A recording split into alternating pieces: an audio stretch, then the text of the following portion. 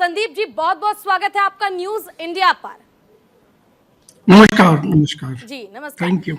संदीप जी देखिए, हम लगातार देख रहे हैं H3N2 वायरस चीन में पैर पसार रहा है, लेकिन अब भारत में भी इसकी दस्तक हो चुकी है। हरियाणा की बात करें तो वहां पर भी एक व्यक्ति की मौत हो गई है।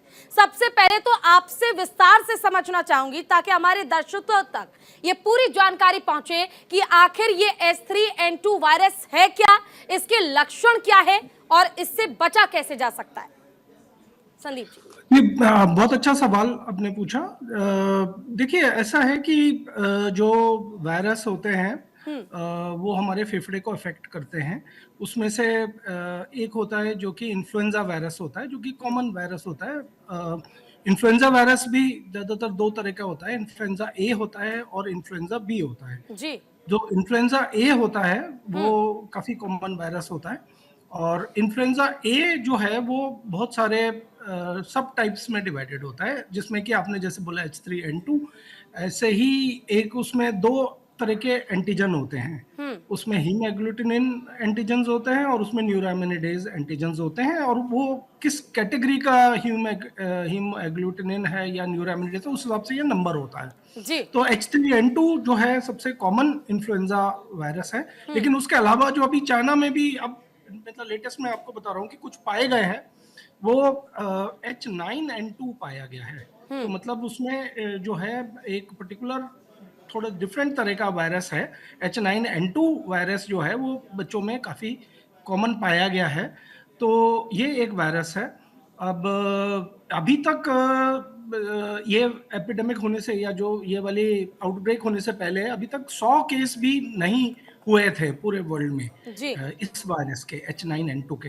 लेकिन अब ये अंदाजा है कि एक दो हर दिन जो बीजिंग हॉस्पिटल है, जो मेन हॉस्पिटल है उनका, उसमें ही करीब 8-10 हजार ये वाले वायरस आ रहे हैं। जी। और भी दो उनके दो अस्पताल और हैं, एक मेजर चिल्ड्रन हॉस्पिटल है, उसमें भी करीब करीब ऐसे 4-5 हजार पेशेंट जो है सिर्फ इस पर्टिकुलर टाइप वायरस के आ रहे हैं। तो उससे ये लग रहा है कि ये कोई मतलब नए तरह का वायरस है एक तरह से। हालांकि नया नहीं है, जैसे मैंने बताया कि 100 केसेस पहले भी हो चुके थे, लेकिन ये हुआ है। तो ये सोच रहे हैं, ये विचार कर रहे हैं कि इस पर्टिकुलर वायरस से क्यों हो रहा है। तो जैसा कि हमने डिस्कस भी किया कि जब कोविड के टाइम पे क्या हुआ था कि लॉकडाउन हुआ था, तो बहुत सारे लोगों को घर पे ही रखा गया था और लोगों ने बहुत प्रिकॉशंस लिए थे। जी। तो जो वायरस के जो इन्फेक्शंस वो काफी कम हो गए थे, क्योंकि जो होता है ये स्प्रेड होता है। और ये वाला पर्टिकुलरली एवियन फ्लू वायरस है, मतलब ज्यादा ये जो होता है ना, जैसे जो मुर्गी होती है उसमें पाया जाता है, जी। एवियन फ्लू वायरस है ये। और ये उसमें ज़्यादा होता है। तो क्या हुआ था कि जब इतने प्रिकॉशन लिए गए थे कोविड की वजह से, तो लोगों का एक्सपोजर बहुत कम हो गया था इस वायरस का। अब ये समझा जा रहा है कि अब फिर से, क्योंकि लोग एक दूसरे के कांटेक्ट में आ रहे हैं, और जैसे बाकी लोगों ने बताया भी कि मास्क वगैरह पहनना बंद कर दिया है, हाथ की जो हाइजीन है वो रखना बंद कर दिया है, तो ये वायरस जो है, जो पहले से मौजूद था, अब एकदम से बहुत ज़्यादा आउटब्रेक के फॉर्म में आ गया है। एक तो ये है। दूसरा क्या हो रहा है कि चाइना में क्या है कि कुछ एरियाज में ऐसी कुछ एरियाज हैं जहाँ पे क्लस्टर्स में लोग सांस की तकलीफ लेकर आ रहे हैं। तो नॉर्मली जब जैसे H3N2 होता है तो आता है फीवर, आता है बोन पे, मतलब बॉडी में पेन्स होते हैं, जी। और फिर उसके बाद थोड़ी सी खांसी जुकाम भी होता है, और बाद में सांस की तकलीफ होती है, जो कॉमन H3N2 वायरस होता है। मतलब कहने का मतलब ये है कि अगर आप 100 केस H3N2 वायरस के लें, तो उसमें से सिर्फ 10% में सांस को अफेक्ट करता है, और सिर्फ 7% को आईसीयू की जरूरत पड़ती है। लेकिन अब ये जो नया वाला वायरस है, इसमें क्या है, जो क्लस्टर्स में सांस की तकलीफ के साथ लोग आ रहे हैं, तो उसका मतलब वो कहीं ना कहीं फेफड़े को अफेक्ट कर रहा है, और वो एक तरह का निमोनिया कर रहा है। अब इसमें भी जो ये क्लस्टर में जो वायरस आ रहे हैं, इसमें भी कुछ थोड़ा जांच हुई है, उसमें ये H3N2 भी पाया गया है, लेकिन उसमें जो एक नया तरह का या जो अलग तरह का, मतलब नया तो नहीं है, क्योंकि माइकोप्लाज्मिया निमोनिया जो है एक बैक्टीरिया है, वो काफी पाया जा रहा है। तो मिक्सचर ऑफ चीजें आ रही हैं, कोई एक नहीं आ रही। ऐसा नहीं है कि सिर्फ एक वायरस है, जैसे कोविड के टाइम में हमने देखा था कोविड-19 एक वायरस था जो सब कुछ कर रहा था। इधर पे क्या है, मिक्सचर ऑफ वायरसेस है, जिसमें H3N2 भी है, जिसमें H9N2 भी है जो अभी मैंने आपको बताया, और उसके अलावा जिसमें बैक्टीरिया भी है, माइकोप्लाज्मिया निमोनिया बैक्टीरिया है, और एक रेस्पिरेटरी सिंसिटियल वायरस भी है। तो क्योंकि 3-4 तरह के वायरस आ रहे हैं, तो उसका मतलब ये है कि एक वायरस का संक्रमण नहीं है। हो सकता है, जो सोचा जा रहा है कि ये हो सकता है कि किसी पर्टिकुलर जगह पे इम्यूनिटी कम हो गई हो, तो इम्यूनिटी कम होने की वजह से अब क्योंकि वायरस के प्रभाव में आ रहे हैं, तो एकदम से आउटब्रेक हो गया है। संदीप जी, ऐसा सोचा मैं जा रहा ये है। भी समझना चाहूंगी आपसे, क्योंकि देखिए H3N2 वायरस कितनी तेजी से पैर पसार रहा है चीन में, हम देख रहे हैं बच्चों को लगातार संक्रमित ये वायरस कर रहा है। सब वेरिएंट्स कितने हैं उसका जिक्र भी आपने किया है। आपसे जानना चाहूंगी, देखिए इससे पहले जो कोरोना की लहर थी, कई लोगों ने अपनों को खो दिया, कई लोगों की लाखों की संख्या में हम कह सकते हैं लोगों की मौत हुई। तो क्या ये वायरस सिर्फ बच्चों को ही संक्रमित कर रहा है, या फिर इसकी संक्रमण की जो स्थिति है वो बुजुर्गों में, बड़ों में भी देखी जा सकती है? और कितनी तेजी से ये वायरस फैलता है? क्योंकि कोविड की अगर हम बात करें तो हमने देखा था कि चंद सेकंडों में संपर्क में आने से कोविड फैल रहा था। तो कितने चांसेस है, कितनी तेजी से ये संक्रमण फैलता है? जी, जी, देखिए पूजा जी, बहुत अच्छा सवाल पूछा आपने। इसमें मैं आपको ये बताना चाहूँगा कि ये वाला जो वायरस है बच्चों में रहस्यमय तरीके से ज़्यादा इफ़ेक्ट कर रहा है। कुछ जी। ऐसा नहीं है कि सिर्फ़ बच्चों को कर रहा है, थोड़े बहुत ओल्डर लोग में भी हो रहा है, लेकिन मेजॉरिटी आप कहिए कि मानिए कि बच्चों में ही हो रहा है। जी। उसका कुछ लोग रीज़न ये भी मानते हैं कि आपको जैसे पता है कि जब लॉकडाउन हुआ था, स्कूल, कॉलेज तो बिल्कुल ही बंद हो गए थे, और बाकी लोग फिर भी अपना, जिनको जॉब करना था वो जा रहे थे, काम कर रहे थे, लेकिन जो स्कूल, कॉलेज थे वो बिल्कुल बंद हो गए थे। तो जी। जो सबसे ज़्यादा जो इम्यूनिटी की वायरस के अगेंस्ट इम्यूनिटी की कमी आई है, वो बच्चों में ही आई है। तो इसलिए हो सकता है कि ये बच्चों में संक्रमण ज़्यादा हो रहा है। दूसरा ये भी हो सकता है कि ये वायरस जो है मतलब वो चाहकर, या जिसको कि वो चूज़ करता है, या वो ज़्यादा प्रेफ़र करता है बच्चों को अफ़ेक्ट करना। ये भी एक पॉसिबिलिटी है। जी। अभी ये सारी चीज़ें 100% क्लियर नहीं है। बिल्कुल। लेकिन जो चीज़ क्लियर है, वो ये है कि इसकी जो इन्फेक्शन की रिस्क है, वो कोविड से शायद कहीं पे थोड़ी कम है, और जो इससे जो मौतें हो रही हैं वो कोविड के कंपैरिजन में थोड़ी कम हो रही हैं। इसी वजह से जो हमारी हेल्थ मिनिस्ट्री ने भी ये आश्वासन दिया है कि एहतियात रखें, प्रिवेंशन करें, अपने आप को प्रोटेक्ट करें, अपने आप को मास्क पहने, अपने हाथ की सफाई रखें, हाइजीन वगैरह रखें, लेकिन इतना ज़्यादा डरने की ज़रूरत नहीं है। अभी इस समय की आज की स्थिति ये है कि इतना डरने की ज़रूरत नहीं है जितना कोविड के टाइम डरने की ज़रूरत थी। क्योंकि ये सांस को अफेक्ट तो कर रहा है, लेकिन ज़्यादातर लोग जो हैं वो उतनी हाई उसकी जो है डेथ रेट क्या नहीं ये है, कोविड की और तरह जानलेवा है, ये भी जानना चाहूंगी।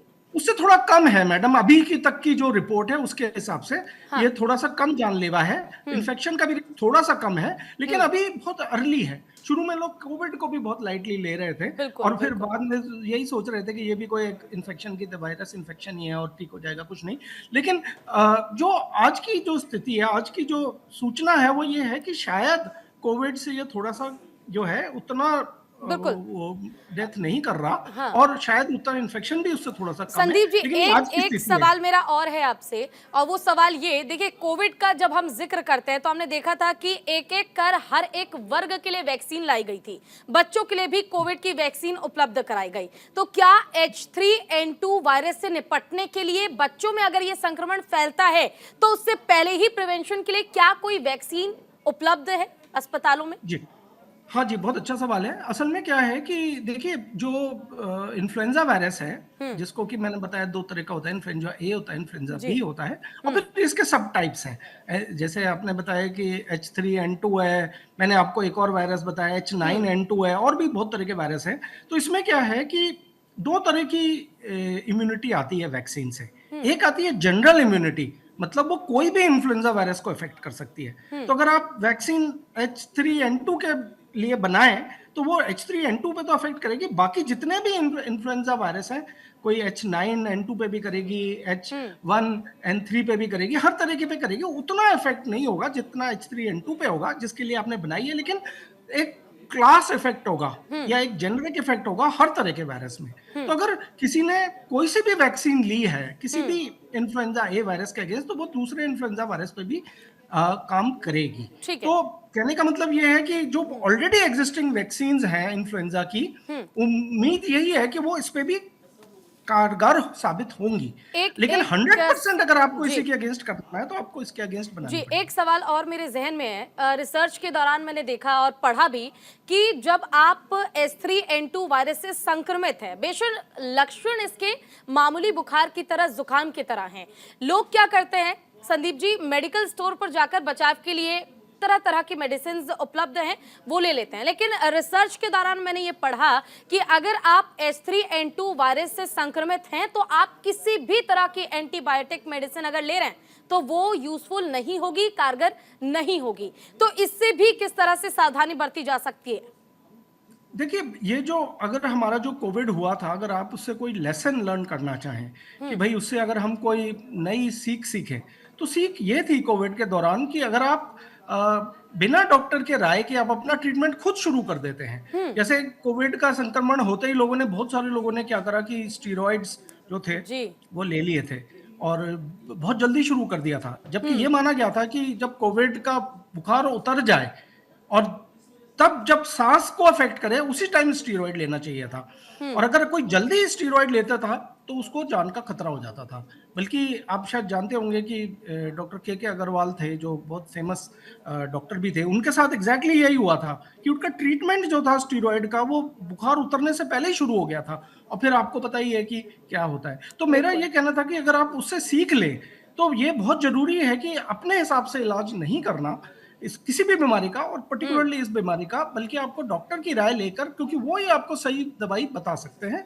और दूसरी जो आपने बात बताई वो भी बहुत ज्यादा इंपॉर्टेंट है कि जो एंटीबायोटिक्स होती है वो बैक्टीरिया के खिलाफ इफेक्टिव होती है, वायरस के खिलाफ इफेक्टिव बिल्कुल नहीं होती। तो अगर आपका जो इलाज है वो एंटीवायरल है, एंटीबायोटिक नहीं है, अगर आप एंटीवायरल की जगह एंटीबायोटिक खाएंगे तो नुकसान नहीं होगा, कुछ ना कुछ गलत होगा। बिल्कुल, कहीं ना कहीं जाके गलत असर करेगा वो, क्योंकि जो बीमारी है उसका तो आपने इलाज करा नहीं, को जो है नहीं बीमारी उसका इलाज कर दिया, वो कुछ और साइड इफेक्ट करेगी, कुछ और प्रॉब्लम करेगी, तो उससे कोई फायदा तो होना नहीं है और नुकसान हो जाना है। तो यही बात, यानी ये कहा जा सकता है कि लोगों को खुद से ही घर में बैठे अपना डॉक्टर बनने की जरूरत नहीं है। अगर आपको प्रिकॉशन लेने ही हैं तो उससे पहले लक्षण को समझें और डॉक्टर के पास जरूर जाए, उसके बाद ही आप दवाई लें। और दूसरी चीज कि संक्रमण यानी कि वायरल और आम तौर पर हुए बीमारी के बीच फर्क है, इसलिए आप सावधानी जरूर बरतें।